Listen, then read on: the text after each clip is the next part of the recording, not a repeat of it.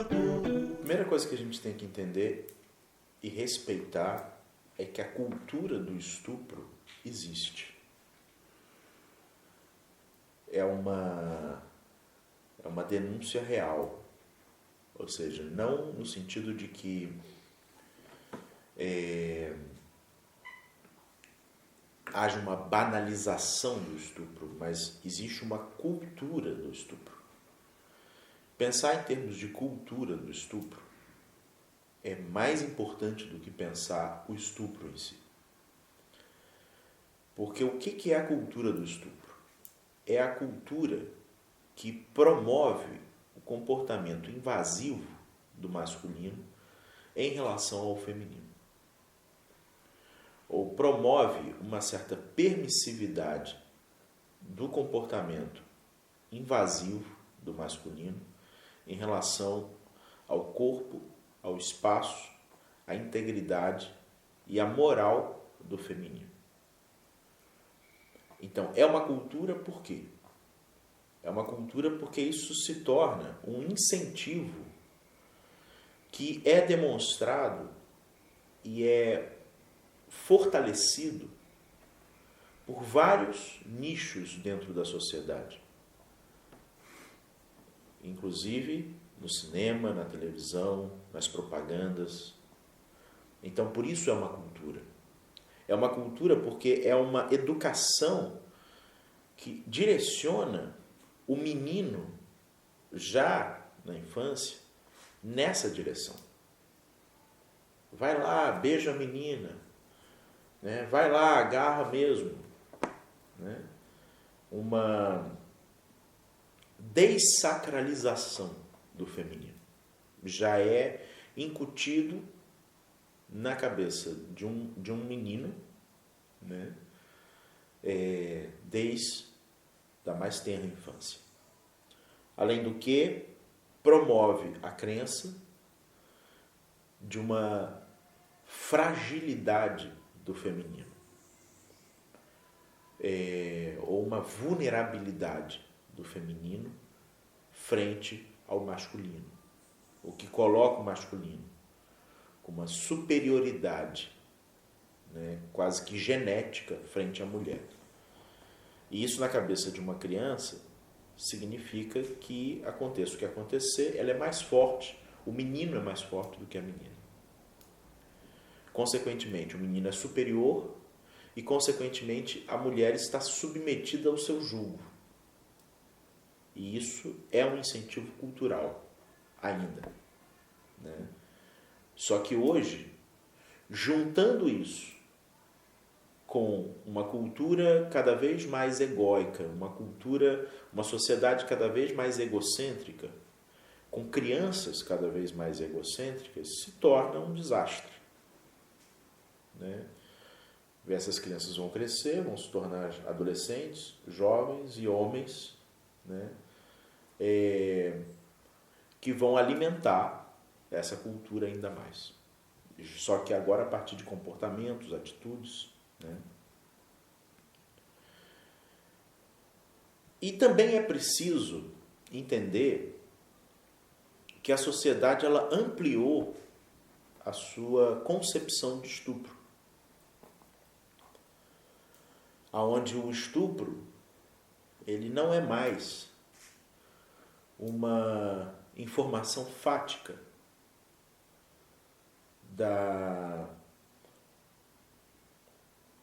de subjugar o corpo da mulher a uma penetração sexual. Mas o estupro se tornou algo muito mais amplo do que isso. De forma que as mulheres começaram a perceber o quão estupro há numa cantada invasiva na rua, o quão estupro há numa atitude grosseira em relação ao seu próprio corpo, o quão de estupro há na imposição de determinadas condutas do feminino frente ao masculino, né? quanto de estupro há numa suposta interpretação do masculino em relação às intenções do feminino, do tipo, se ela está vestida de um jeito, é porque ela está suscetível a uma relação sexual, ou, como é comum se dizer, quando uma mulher diz não, na verdade ela não está querendo dizer não, ela está fazendo um jogo duro, então por isso eu tenho a permissão de invadi-la. Isso também é visto como estupro. Então o que existe é uma amplitude da consciência em relação às várias nuances do estupro. O estupro como uma questão fática, ele é apenas a ponta final de tudo isso que cria a permissividade para se chegar nesse ponto. Então essa é a primeira avaliação. O grande problema por trás disso tudo é que, naturalmente, diante disso tudo, como o estado de consciência do ser humano carece de uma lapidação de natureza espiritual, imediatamente o ser humano ele tende a assumir uma posição polarizada em relação às coisas que se chocam com ele. Então, nesse sentido, algumas mulheres começam a polarizar esse problema, do tipo, as mulheres são as vítimas disso que está acontecendo. E os homens, todos, são os carrascos disso que está acontecendo. E no momento em que eu assumo uma polaridade e eu crio uma dicotomia diante desse problema, eu me torno absolutamente parcial diante dele.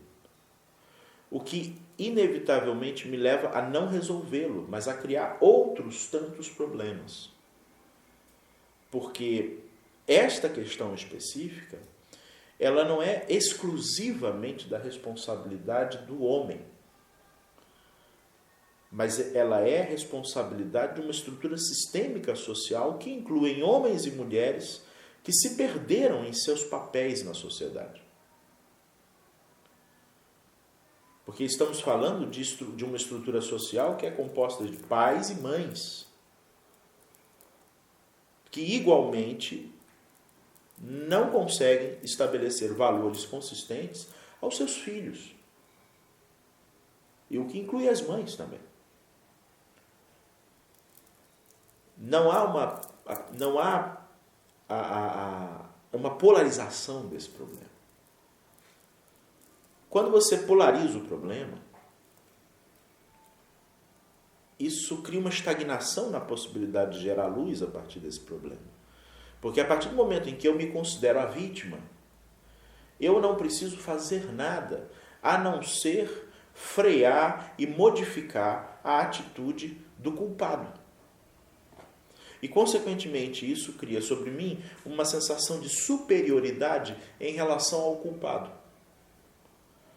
O que faz com que as mulheres acreditem que não há absolutamente nada que precise mudar na conduta delas em relação a esta cultura. A única coisa que efetivamente precisa mudar é no outro, no caso dos homens. E, consequentemente, como o outro ele está dentro de uma categoria que eu considero ser o culpado, todo e qualquer homem é potencialmente um estuprador, o que seria uma total cegueira conceitual. Historicamente falando, o exercício de subjugar a mulher a um domínio existe desde o início dos tempos. E desde o início dos tempos, lutando contra isso, você teve mulheres e homens. Desde o início dos tempos, quem freia o estupro são mulheres e homens. Há homens seriamente comprometidos em não cultivar a cultura do estupro. De defender não apenas suas filhas e suas mães e suas mulheres, mas também qualquer filha, mãe e mulher que esteja em uma situação de risco. Uma mulher não é estuprada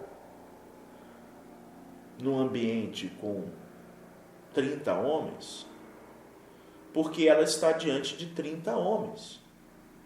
Ela é estuprada porque não havia nenhum homem, de fato, entre aqueles 30 indivíduos que lá estão. Porque, a grosso modo, poderia existir no meio dessas 30 pessoas mulheres que incentivassem o estupro. Porque não houve estupro porque são homens. Houve estupro porque são criminosos. Porque são pessoas sem consciência. E pessoas sem consciência podem ser mulheres e podem ser homens. Porque se houvesse efetivamente um homem consciente ali, ele poderia reagir contra aquela atitude, em prol da preservação de uma mulher, que não fosse necessariamente a sua, mas que fosse a preservação de um ser humano. Então, o que precisa existir são duas coisas. A primeira é a urgência de ampliarmos a consciência espiritual das pessoas. O ser humano ele precisa ter sua consciência espiritual ampliada, homens e mulheres, para que as culturas de violência, de intolerância e de subjugo do outro não criem mais intolerância e violência. Então, a primeira coisa é isso, é você acentuar a consciência espiritual, porque é essa consciência espiritual que vai fazer com que as pessoas realmente modifiquem o cenário que aí está. A segunda coisa que eu acho muito importante, que aí é a capacidade que os cabalistas têm de enxergar a luz na escuridão. O que há por trás de tudo isso? O que há por trás de tudo isso é a insatisfação do ser humano em relação à maneira como ele vive e ao mundo que ele está vivendo. Historicamente falando e espiritualmente falando, isso é muito bom. Nós estamos vivendo um momento muito especial, porque nós estamos vivendo um momento de inconformidade. E sempre que o ser humano vive um momento de inconformidade, quando ele olha à volta dele e ele vê que as bases existenciais dele estão corroendo, ele está diante de uma grande possibilidade de transformação. Neste mundo que nós vivemos, no mundo físico, a polpa da fruta sempre está encoberta por uma casca. Para chegarmos no centro da fruta, nós precisamos passar pela casca. E todas as vezes que a gente se depara com uma casca muito grossa, é porque a gente está tentando perfurar essa couraça para chegar no verdadeiro sabor da fruta, na parte nobre dela. A existência humana é isso. A gente tem que passar por uma casca dura para chegar no que realmente servirá de alimento. A terceira coisa por trás dessa questão é a importância de homens e mulheres recolocarem, eu digo recolocarem porque elas já estiveram nesse lugar, recolocarem o feminino onde o feminino deveria estar, que é um lugar de sacralidade.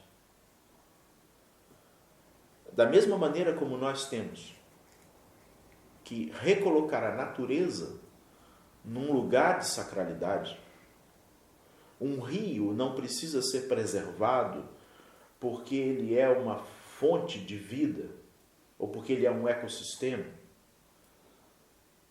Um rio não precisa ser preservado porque ele é uma fonte de energia hidrelétrica. Ele precisa ser preservado porque o rio é sagrado. E ele precisa ser recolocado num lugar de sacralidade. Assim também, o feminino precisa ser, por homens e mulheres, recolocado num lugar de sacralidade. E para isso, é necessário que homens passem a ver a mulher como algo sagrado e as mulheres se veem também como algo sagrado. Se colocarem também nesse lugar de sacralidade. Então, isso, o quanto a minha atitude é uma atitude de sacralizar o feminino, seja eu um homem ou eu uma mulher. Então, isso é muito importante ser refletido nesse momento também. E é isso que vem a ser a oportunidade que toda essa restrição está gerando, né, dentro da consciência do relacionamento entre homens e mulheres e mulheres, homens e homens, né, de ressacralizar essas relações.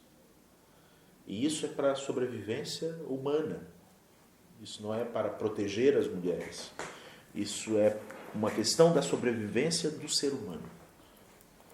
Sobrevivência espiritual do ser humano. E não há culpados. E tampouco existem inocentes. Todos nós somos responsáveis por isso. Todos nós temos a nossa responsabilidade e temos a nossa parte a fazer em relação a isso. Por isso chama-se cultura do estupro.